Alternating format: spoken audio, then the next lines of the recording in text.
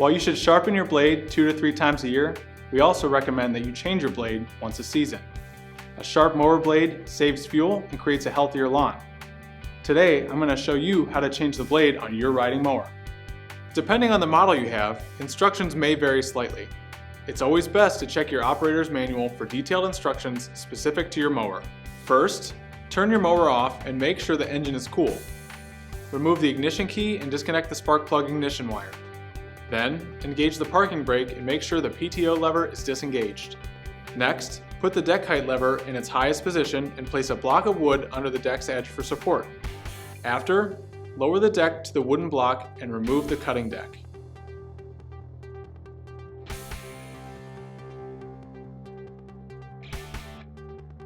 Wearing gloves for protection, slide the deck out from under the mower and turn it over to expose the blades.